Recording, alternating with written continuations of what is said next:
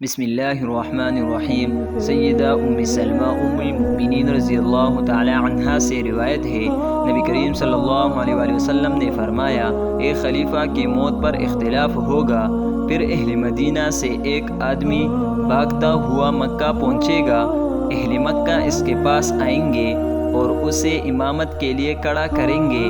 حالانکہ وہ اس عمل کو ناپسند کرتا ہوگا، اور وہ اس کے ساتھ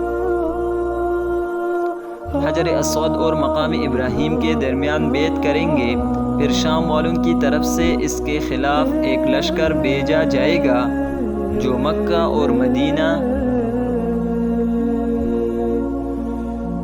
کے درمیان بیدا مقام پر زمین میں دھنسا دیا جائے گا۔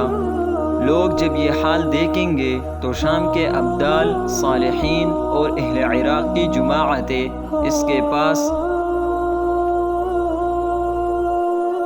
آئے گی اور اس کے ساتھ بیعت کرے گی۔ پھر قریش میں سے ایک آدمی اٹھے گا جس کا ننیال بنو کلب میں ہوگا، پھر وہ قریشی کلبی ان مہدی کی بیعت کرنے والوں کے مقابلے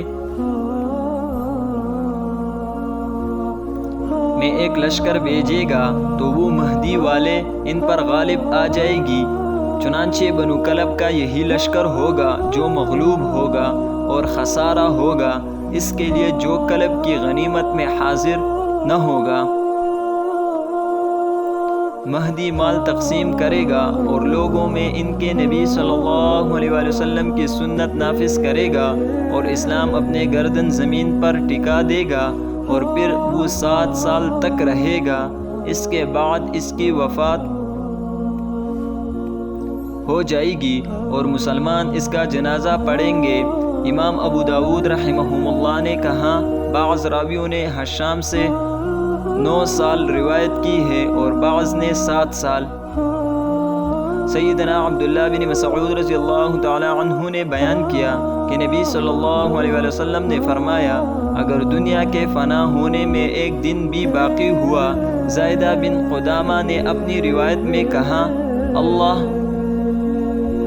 اس دن کو لمبا کر دے گا۔ پھر سب راوی متفق ہے، حتیٰ کہ اللہ اس میں ایک آدمی کو اٹھائے گا جو مجھ سے ہوگا یا میرے اہل بیت میں سے ہوگا، اس کا نام میرے نام اور اس کے باپ کا نام میرے باپ کے نام جیسا ہوگا۔ فطر بن خلیفہ کے روایت میں مزید ہے، وہ زمین کو عدل و انصاف سے بھر دے گا جیسے کہ ظلم و زیادتی سے بری ہوئی ہوگی۔ سفیان ثوری کی روایت میں کہا، یہ دنیا اس وقت تک فنا نہیں ہوگی جب تک کہ میرے اہل بیت میں سے ایک آدمی عرب پر حاکم نہ بن جائے، اس کا نام میرے نام کے مطابق ہوگا۔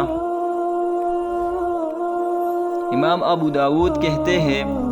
عمر بن عبید اور ابو بکر بن عیاش کے الفاظ سفیان کی روایت کے ہم معنی ہے، لیکن ابو بکر نے العرب کا لفظ ذکر نہیں کیا۔ سیدنا علی رضی اللہ تعالی عنہ نے بیان کیا اور اس اثنا میں انہوں نے اپنے صاحبزادے حضرت حسن رضی اللہ تعالی عنہ کی طرف دیکھا، فرمایا کہ میرا یہ فرزند سید اور سردار ہے، جیسے کہ اس کے متعلق نبی صلی اللہ علیہ وآلہ وسلم نے فرمایا، اور اس کے نسل سے ایک آدمی ہوگا جو تمہارے نبی کریم صلی اللہ علیہ وآلہ وسلم کا ہم نام ہوگا، وہ اخلاق میں انہی کے مشابہ ہوگا مگر شکل میں مشابہ نہیں ہوگا۔ پھر قصہ بیان کیا کہ وہ زمین کو عدل سے بھر دے گا۔ سیدنا علی رضی اللہ تعالی عنہ بیان کرتے ہیں کہ نبی صلی اللہ علیہ وآلہ وسلم نے فرمایا، ما وراء النہر سے ایک آدمی نکلے گا جیسے حارث بن حراس کہا جاتا ہوگا، اس کے آگے ایک شخص ہوگا جیسے منصور بولتے ہوں گے، وہ آل محمد کو مقام دے گا